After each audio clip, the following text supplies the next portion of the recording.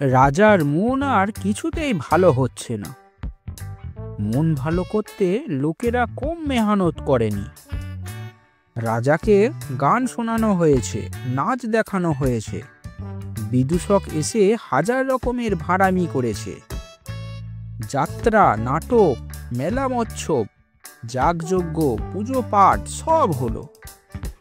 পূবের রাজ্য থেকে আনারস, উত্তরে হিমালয় থেকে আপেল, পশ্চিম থেকে আখরোট, আঙুর, পেস্তা বাদাম, দেশ বিদেশ থেকে ক্ষীর আর ছানার মিষ্টি এনে খাওয়ানো হয়েছে। এখন সাহেব আর চীনে রসুইকররা দুবেলা হরেক খাবার বানাচ্ছে। রাজা দেখছেন, শুনছেন, খাচ্ছেন, কিন্তু তবু ঘন্টায় ঘন্টায় বুক কাঁপিয়ে হুঙ্কারে এক একটা দীর্ঘশ্বাস ফেলছেন। না হে, মনটা ভালো নেই। রাজবৈদ্য এসে সারাদিন বসে নাড়ি টিপে চোখ বুজে থাকেন। নাড়ি কখনো কখনো তেজি, কখনো মোটা, কখনো সরু। রাজবৈদ্য আপন মনে হুম হুম হুম করেন। তারপর শতেক রকম শেকড় বাকড়খানা বেটে ওষুধ তৈরি করে শতেক অনুপান দিয়ে রাজাকে খাওয়ান। রাজা খেয়ে যান। তারপর হঠাৎ করে দীর্ঘশ্বাস বেরিয়ে যায়। না হে, মনটা ভালো নেই। রাজার মন ভালো করতে রাজপুত্র আর সেনাপতিরা আশেপাশের গোটা দশেক রাজ্য জয় করে হেরো রাজাগুলোকে বন্দি করে নিয়ে এলো। রাজা তাকিয়ে দেখলেন, তারপরই অজান্তে দীর্ঘশ্বাস ফেললেন একটা। মনটা বড় খারাপ রে। তখন মন্ত্রীমশাই রাজার তীর্থযাত্রী আর দেশ ভ্রমণের ব্যবস্থা করলেন। লোক লস্কর, পাইক পেয়াদা নিয়ে রাজা সদেরেক তীর্থ আর দেশ দেশান্তরে ঘুরে এসে হাত মুখ ধুয়ে সিংহাসনে বসেই বললেন, হায় হায়, মনটা একদম ভালো নেই।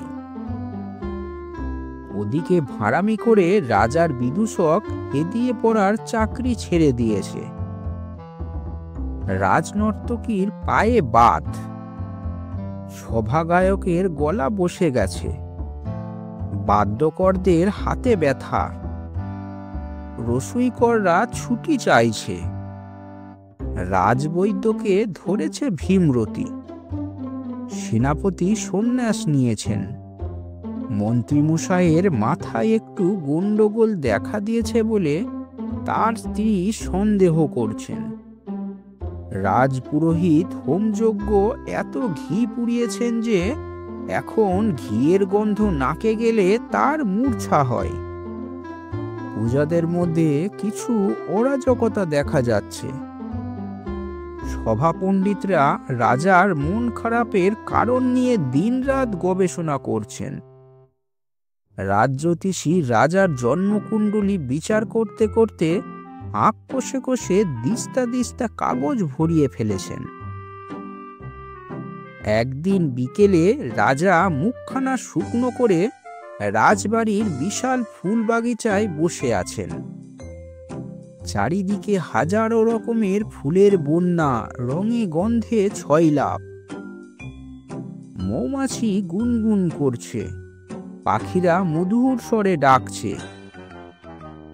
সামনের বিশাল সুন্দর দিঘিতে মৃদুমন্দ বাতাস ঢেউ খেলছে, রাজহাঁস চড়ে বেড়াচ্ছে।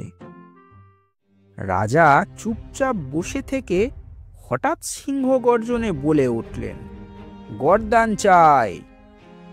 মন্ত্রী পাশেই ছিলেন, আপন মনে বিড়বিড় করছিলেন, মাথা খারাপের লক্ষণ। রাজার হুঙ্কারে চমকে উঠে বললেন, কার গর্দান মহারাজ? রাজা লজ্জা পেয়ে বললেন, দাঁড়াও, একটু ভেবে দেখি। হঠাৎ মনে হলো কার যেন গর্দান নেওয়া দরকার। মন্ত্রী বললেন, ভাবুন মহারাজ, আর একটু কষে ভাবুন, মনে পড়লেই গর্দান এনে হাজির করব। বহুকালের মধ্যেও রাজা কিছুই মুখ ফুটে চাননি। হঠাৎ এই গর্দান চাওয়াই মন্ত্রীর আশা হলো। এবার রাজার মন মতো একটা গর্দান দিলে বোধহয় মন ভালো হবে। রাজ্যে গর্দান খুবই সহজলভ্য। পরদিন সকালে রাজসভায় কাজ শেষ হয়ে যাবার পর রাজা মন্ত্রীকে ডেকে বললেন, না হে, গর্দান চাই না, অন্য কি একটা যেন চেয়েছিলুম, এখন আর মনে পড়ছে না। বিকেলবেলা রাজা প্রাসাদের বিশাল ছাদে পায়চারি করছিলেন। সঙ্গে রাজকীয় কুকুর, তাম্বুলদার, হুক্কাদার, মন্ত্রী। পায়চারি করতে করতে রাজা হঠাৎ নদীর ওপারের গ্রামের দিকে চেয়ে চেঁচিয়ে উঠলেন, বুড়ির ঘরে আগুন দে, দে আগুন বুড়ির ঘরে। মন্ত্রীর বিড়বিড় করা থেমে গেল। রাজার সম্মুখে দাঁড়িয়ে হাত জোর করে বললেন, জো হুকুম মহারাজ, শুধু বুড়ির নামটা বলুন। রাজা অবাক হয়ে বললেন, কি বললাম বলো তো? আজ্ঞে, এই যে বুড়ির ঘরে আগুন দিতে বললেন। রাজা ঘাড় চুলকিয়ে বললেন, বলেছি নাকি? আচ্ছা, একটু ভেবে দেখি। সেদিনই শেষ রাজা ঘুমের মধ্যে চেঁচিয়ে বললেন, বিছুটি লাগা, শিগগিরই বিছুটি লাগা। পরদিনই খবর রটে গেল রাজা বিছুটি লাগাতে বলেছেন। আতঙ্কে সবাই অস্থির। মন্ত্রী রাজার কানে কানে জিজ্ঞাসা করলেন, মহারাজ, কাকে বিছুটি লাগাতে হবে? তার নামটা একবার বলুন। বিছুটি আনতে পশ্চিম পাহাড়ে লোক পাঠিয়েছি। বিছুটি বলে রাজা গালে হাত দিয়ে ভাবতে লাগলেন। পশ্চিমের পাহাড়ের গায়ে সূর্য ঢলে পড়ল। গরুর গাড়ি বোঝাই বিছুটি এনে রাজবাড়ির সামনের অঙ্গনে জমা করা হয়েছে। রাজার সেই দিকে মন নেই। রাজা রঙ্গঘরে বসে বয়স্কদের সঙ্গে ঘুঁটি সাজিয়ে দাবা খেলছেন। মুখ গম্ভীর, চোখে অন্যমনস্ক একটা ভাব। বয়স্করা ভয়ে ভয়ে ভুল চাল দিয়ে রাজাকে জিতাবার সুবিধা করে দিচ্ছেন, কিন্তু রাজা দিচ্ছেন আরো মারাত্মক ভুল চাল। খেলতে খেলতে রাজা একবার গড়গড়ার নলে মৃদু একটা টান দিয়ে বললেন, পুঁতে ফেললে কেমন হয়? মন্ত্রী কাছেই ছিলেন। বিড়বিড় করা থামিয়ে বিগলিত হয়ে বললেন, খুব ভালো হয় মহারাজ, শুধু একবার হুকুম করুন। রাজা আকাশ থেকে পড়ে বললেন, কিসের ভালো হয়? কিছুতেই ভালো হবে না মন্ত্রী, মনটা একদম খারাপ। মন্ত্রী বিমর্ষ হয়ে আবার বিড়বিড় করতে লাগলেন। পরদিন রাজা শিকারে গেলেন। সঙ্গে বিস্তর লোকজন, অস্ত্রশস্ত্র, ঘোড়া, রথ। বনের মধ্যে রাজার শিকারের সুবিধের জন্যই হরিণ, খরগোশ, পাখি ইত্যাদি বেঁধে বিভিন্ন জায়গায় রাখা হয়েছে। একটা বাঘও আছে। রাজা ঘোড়ার পিঠে বসে অনেকক্ষণ ধরে ঘুরে ঘুরে দেখলেন, কিন্তু একটাও তীর ছুঁড়লেন না। দুপুরে বনভোজনে বসে পোলাও দিয়ে মাংসর ঝোল মেখে খেতে খেতে বলে উঠলেন, বাপরে, ভীষণ ভূত। মন্ত্রীমশাই সঙ্গে সঙ্গে মাংসের হাত মাথায় মুছে উঠে পড়লেন। রাজামশাইয়ের সামনে এসে বললেন, তাই বলুন মহারাজ, ভূত? তারই বা ভাবনা কি? ভূতের রোজাকে ধরে আনছি। রাজ্যে যত রোজা আছে ধরে ধরে সব শুলে দেয়া হবে। রাজা হাঁ করে রইলেন। বললেন, ভূত? না না, ভূত নয়। ভূত হবে কি করে? ভূতের কি কখনো মাথা ধরে? মন্ত্রীমশাই আশার আলো দেখতে পেয়ে বিগলিত হয়ে বললেন, মাথা ধরলেও বদ্যি ভূত আছে, তারা ভূতের ওষুধ জানে। রাজা গম্ভীর হয়ে বললেন, আমি ভূতের কথা ভাবছি না, মনটা বড় খারাপ। কয়েকদিন পর রাজা এক জ্যোৎস্না রাত্রে অন্দরমহলের অলিন্দে রানীর পাশাপাশি বসেছিলেন। হঠাৎ বললেন, চলো রানী, চাঁদের আলোয় বসে পান্তা ভাত খায়। রানী তো প্রথমে অবাক, তারপর তাড়াতাড়ি মন্ত্রীকে ডেকে পাঠালেন। মন্ত্রী এসে হাত জোর করে বললেন, তা এ আর বেশি কথা কি? ওরে, তোরা সব পান্তা ভাতের জোগাড় কর। রাজা অবাক হয়ে বললেন, পান্তা ভাত? পান্তা ভাতটা কি জিনিস বলো তো? জলে ভেজানো মহারাজ, গরিবরা খায়। কিন্তু আপনি নিজেই তো পান্তা ভাতের কথা বললেন। বলেছি, তা হবে। কখন যে কি বলি, মনটা ভালো নেই তো, তাই। মন্ত্রীমশাই ফিরে গেলেন। তবে সেই রাত্রেই তিনি রাজ্যের সবচেয়ে সেরা বাছা বাছা 4 জন গুপ্তচরকে ডেকে বললেন, ওরে, তোরা আজ থেকে পালা করে রাজামশাইয়ের ওপর নজর রাখবি 24 ঘন্টা। পরদিনই একজন গুপ্তচর এসে খবর দিল, রাজামশাই ভোর রাত্রে বিছানা থেকে নেমে অনেকক্ষণ হামা দিয়েছেন ঘরের মেঝেই।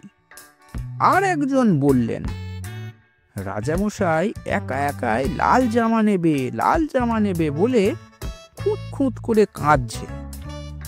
আর একজন এসে খবর দিল, রাজামশাই এক দাসীর বাচ্চা ছেলের হাত থেকে একটা মুন্ড কেড়ে নিয়ে নিজেই খেয়ে ফেললেন এইমাত্র।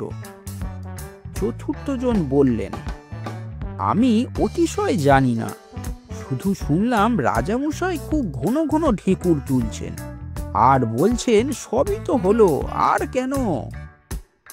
মন্ত্রীর মাথা আরো গরম হলো, তবু বললেন, ঠিক আছে, নজর রেখে যা।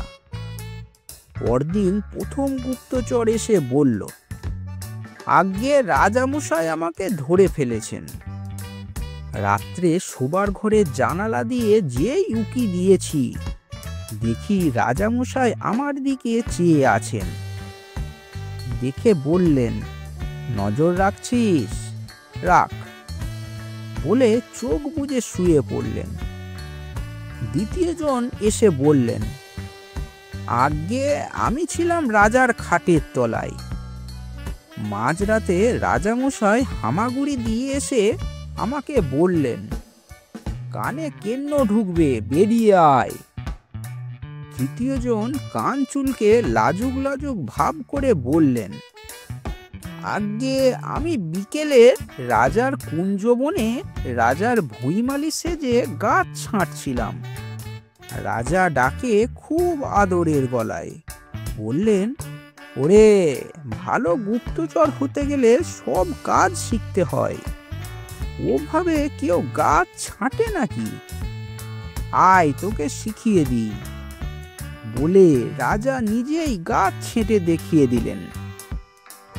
কিন্তু সবচেয়ে তুখোড় যে গুপ্তচর, সেই রাখহরি তখনও এসে পৌঁছায়নি। মন্ত্রী একটু চিন্তায় পড়লেন। ওদিকে রাখহরি কিন্তু বেশি কলা কৌশল করতে যায়নি। সকালবেলা রাজার শোয়ার ঘরের দরজার বাইরে দাঁড়িয়েছিল। রাজা বেরোতেই প্রণাম করে বলল, মহারাজ, আমি গুপ্তচর রাখহরি, আপনার ওপর নজর রাখছি।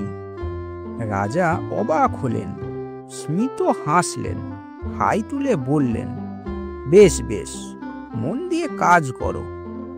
তারপর রাজা যেখানে যান, পিছনে রাখহরি ফিঙের মতো লেগে থাকে। দুপুর পর্যন্ত বেশ কাটল।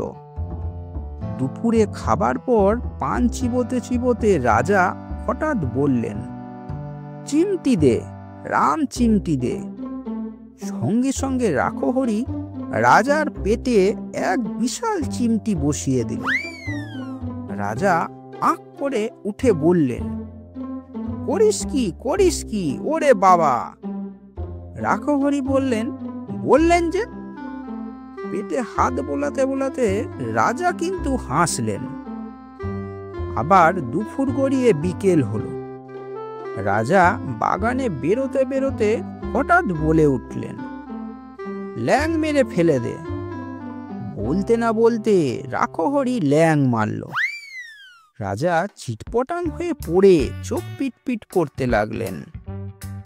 রাখহরি রাজার গায়ে ধুলো টুলো ঝেড়ে দাঁড় করিয়ে রাজার পায়ে ধুলো নিল। রাজা শ্বাস ফেলে বললেন, রাত পর্যন্ত রাজা আর কোনো ঝামেলা করলেন না। রাখহরি রাজার পিছু পিছু শোয়ার ঘরে ঢুকল এবং রাজার সামনেই একটা আলমারির ধারে লুকিয়ে রইল। রাজা আর চোখে দেখে একটু হাসলেন, আপত্তি করলেন না। তবে শোয়ার কিছুক্ষণ পরেই রাজা হঠাৎ খুঁত করে উঠলেন, ঠান্ডা জলে চান করব, ঠান্ডা জলে। রাখহরি বিদ্যুতের গতিতে রাজার ঘরের সোনার কলসির কেওড়া আর গোলাপের সুগন্ধ মেশানো জলটা সবটুকু রাজার গায়ে ঢেলে দিল। রাজা চমকে হেঁচে কেসে উঠে বসলেন। আচ্ছা, শুগে যা। রাখহরি অবশ্য শুতে গেল না, পাহারায় রইল। সকালে উঠে রাজা হাই তুলে হঠাৎ বলে উঠল, দে বুকে ছোড়া বসিয়ে দে। রাখহরি কোমরের ছুরাখানা খুলে রাজার বুকে ধরল। ভেবাচাকা খেয়ে রাজা বললেন, থাক, ওতেই হবে। তোর কথা আমার মনে ছিল না। রাখহরি ছোড়াটা খাপে ভরতেই রাজা হো হো করে হাসতে লাগলেন।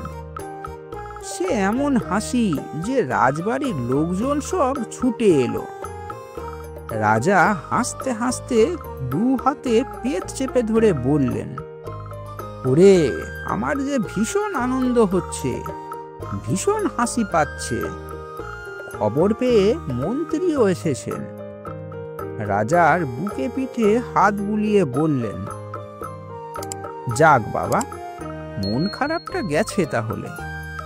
হাসতে হাসতে রাজা বিষম খেয়ে বললেন, ও হো, কি আনন্দ।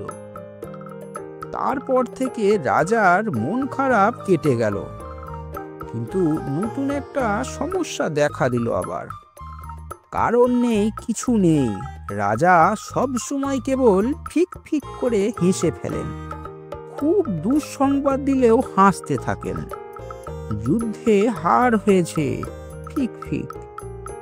রাজ্যে দুর্ভিক্ষ দেখা দিয়েছে, ফিক। দক্ষিণের রাজ্যের প্রজারা বিদ্রোহ করেছে, ফিক। রাজার হাসি বন্ধ করার জন্য মন্ত্রীকে এখন আবার দ্বিগুণ ভাবতে হচ্ছে।